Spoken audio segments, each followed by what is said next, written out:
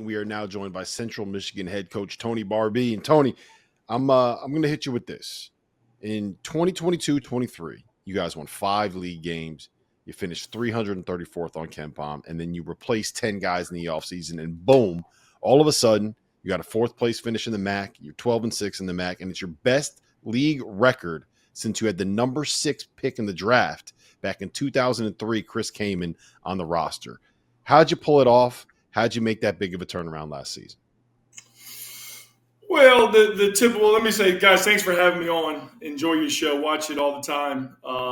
So wanted to say that first. But, it's typically, like what I tell everybody is if I was a first-time head coach and this was the first time going through it, by year 2, maybe I would have had both feet and both hands on the panic button. But this is my 3rd time now in the head coaching seat at UTEP and at Auburn, and I've been through rebuilds before.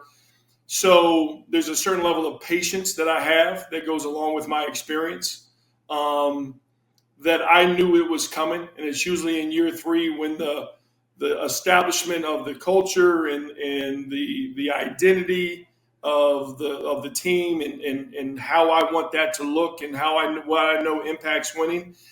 And so at the end of the day, I thought we were ahead of the curve in 22-23 when we had Kevin Miller back, who was a top 3 player of the year candidate his sophomore year. Through the first 3 or 4 or 5 games of that season, he was averaging almost 25 a game, 8 rebounds, 8 assists, something like that. He's a special player, and obviously the nation got to see it because of what he did at Wake Forest. But after that 5th game, he broke his foot.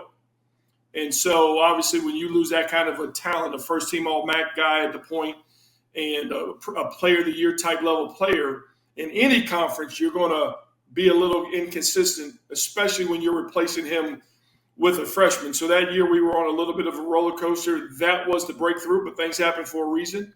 And I kind of laughed. The preseason polls, they really don't mean anything. We laugh at them all the time because we know what we're building and what we have inside the building, so to speak. And we knew going into year 3 when all the preseason polls came out and everybody picked us last. And, I've never finished last in any league I've been in. And now I'm going on my 13th, I think, year as a head coach. Never finished last. So I laughed because we knew what we had in the building.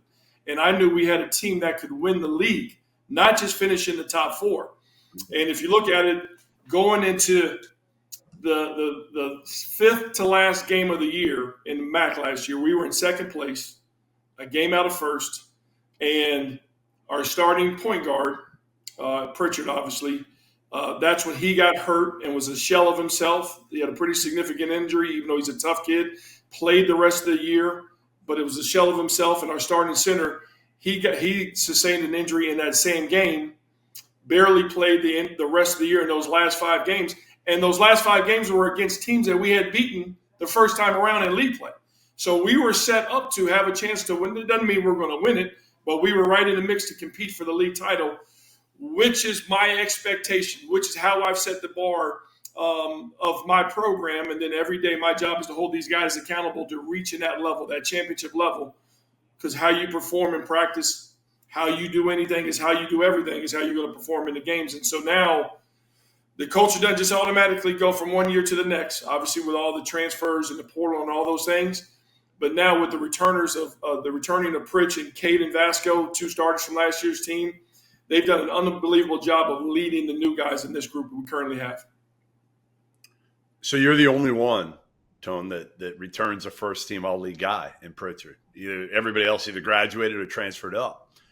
How'd you do it, number one? Because even with loyalty, right? Like, loyalty only means so much these days when this gets involved, right? When money gets involved. No question. You bring back Pritchard, which is huge. How'd you get him back? And number 2, what have you challenged them on in the offseason? Smoke and mirrors. Smoke and mirrors. That's how I got him back. You know what? Here's a thing with this portal generation, NIL, and all those things. Because I've been in a lot of one and done situations, obviously, for who I work for, Coach Cal. And every year over the last, whether it was at UMass or Memphis or at Kentucky, I've seen what it looks like to have a new team every year. So if this was my first rodeo as a head coach, I'd be looking around like, what is this? I got to have 10, 11 new guys every year. You panic in that situation. I got a different look at it. We'll just become the one and done program of the mid-majors. That's what we're selling. And so I want these kids, if I've done my job, I want these kids to have an opportunity every year to go in the portal and explore something different, better. And I want them to kick the tires. But that doesn't necessarily mean the grass is always greener. I'm going to be a truth teller. And so with Pritchard, no different than Kevin Miller, Boopy, goes in the portal, kicks the tires, and as Pritch looked around, he is a smart, intelligent, studied kid. And so when he kicked the tires on what was coming at him, who was recruiting him, he knew as he took in all the information, we left him alone, we let him go through his process, he said, it's not going to be better over there. And just because there might have been more money on the table in terms of NIL situations, it wasn't a better basketball situation for his future. And he knew what he had here coming back, and the expectation of him now really, it's his team with Caden Vasco coming back as a sophomore, another guy that started. But the one thing I've asked Pritch coming back now for his senior year, and it's an interesting dynamic, is for him, this is the most talented team he'll have had around him in his college experience, even including last year's fourth place MAC team that he played on last year, Central Michigan. This team is not even close, way more talented across the board. Doesn't mean we're going to be a better team, but that's our job as coaches and players to build that identity. But what I've asked Pritchard to do is, and it's funny that I'm asking him to do this, do more with less. He had a lot of usage on his shoulders because we weren't the most skilled team last year, and he had to create for himself and everybody else. Now, by him doing more with less, and he'll average more assists, more steals, more points, more threes, he'll have more of everything in the statistical categories because he'll be more efficient because he won't have to do as much. And that will make him better, and that'll make us better.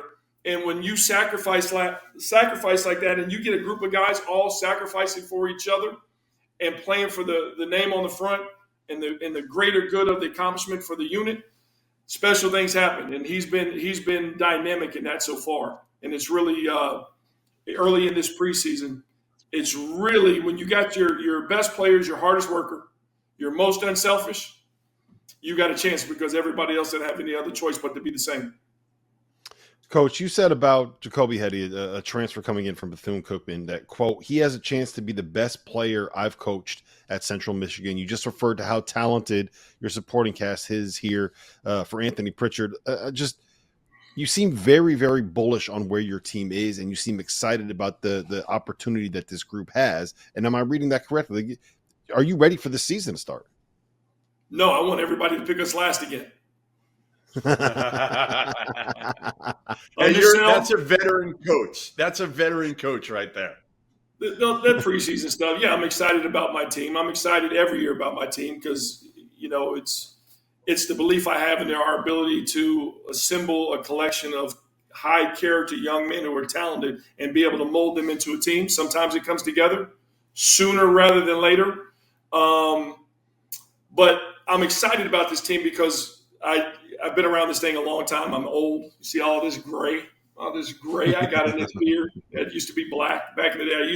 I used to have hair. Now it's gone. But we got a talented group, and Jacoby Hetty is a special level of scorer that is amongst the best scorers I've been around as a head coach or as an assistant.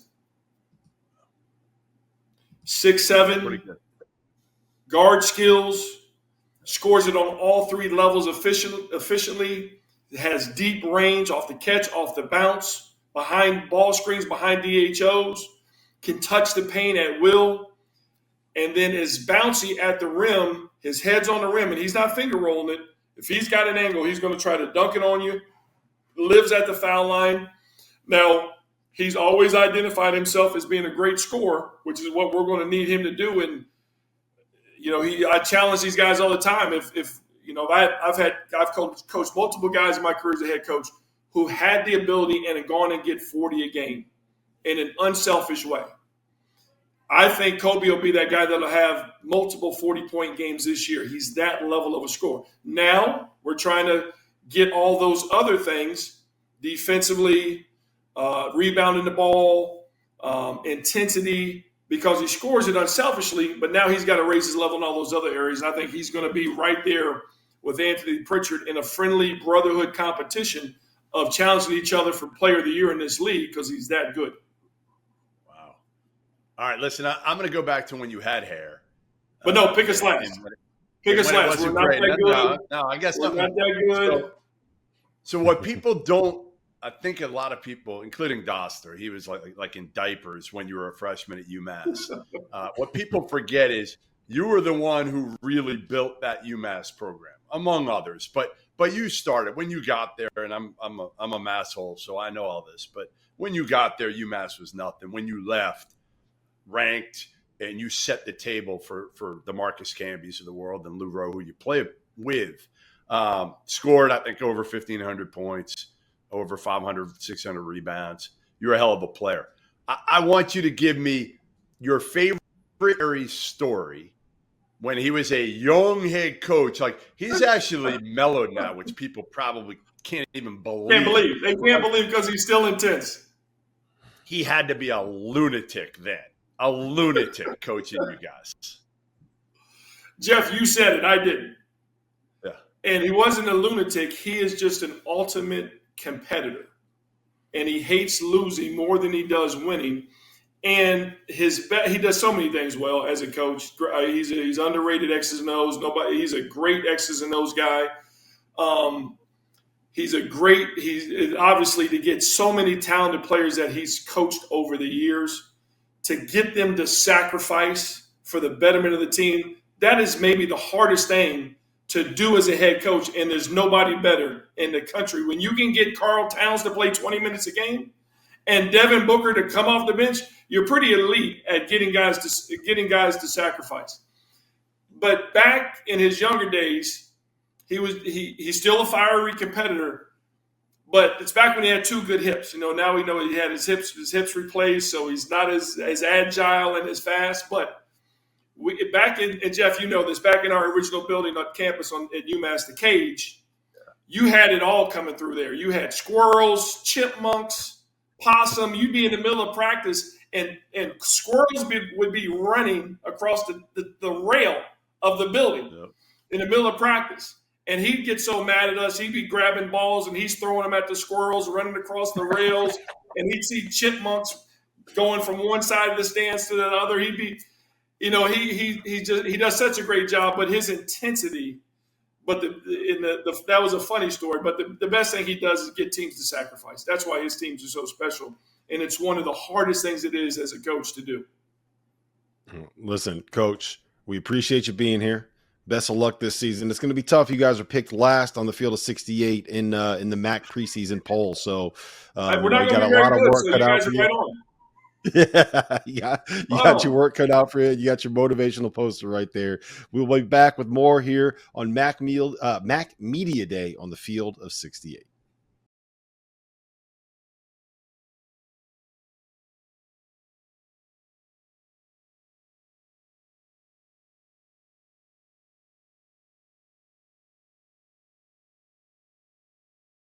Welcome back to Mac Media Day here on the field of 68. We are now joined by Anthony Pritchard, the point guard at Central Michigan, the head of the snake, the reigning defensive player of the year, and the only guy back in the league from either the first or second all-league team from last season. Anthony, I want to ask you this, man. In a day and age where guys can enter the portal and be eligible immediately and have a chance to go elsewhere, maybe find a different program or a bigger conference or whatever it is, you are back at Central Michigan. Talk me through why. Like Coach said, I went in the portal, talked to a lot of coaches. Coaches recruit me. Like other schools offering money and stuff like that. But in the basketball perspective, like I think my best position to get to where I want to get to in the next level was here. I mean, I go to a bigger school, accept the money, and then I'm playing 17 minutes a game there and not really be able to showcase what the people in the next level want to see. And I knew coming here, Barbie trusts me, Coach Barbie trusts me a lot, and I knew what to expect when I come back, and I knew what role I have here, and also, I mean, the fans here love me a lot, so that was the biggest thing. No, I love that. I mean, I love that you've kind of embraced that and understand that, hey, you don't have to be at the highest level for the NBA guys, for whoever to see you. In a way, it's like, hey, it's my team now, which he said to us just now, like, hey, it's Pritch's team, and less is more. Talk to me a little bit about that and what that means, and if that's going to be something that you're going to have to get used to because you've got a lot around you now. I mean, yeah, like not something to get used to. I mean, I feel like it's very adaptable. I mean, it's something that I'm very excited about. I mean, because it was a lot of things last year that I wasn't capable of doing because we didn't have other players that could create for me. I had to do all the creating. So like the catch and shoots that the next level want to see me shoot, I didn't really have a lot of those opportunities last year. So being surrounded by good players, man, I mean, I don't have to really do a lot. I mean, save energy. I mean, you got other dudes that can score, and then that opened up the space, the floor for me, and make the game more easier for me by having better players around. So, I mean, I'm very excited and glad that we got a lot of good dudes that came in this year. Yeah, Coach was very high on Jacoby Hetty and talking about what he could be as a scorer and kind of his impact. And I think he said, Jeff, that you guys are going to have a healthy competition for who he thinks will be the player of the year in the MAC this season. Talk to me about Jacoby. Talk to me about his impact and kind of what you've seen from him since he got on campus.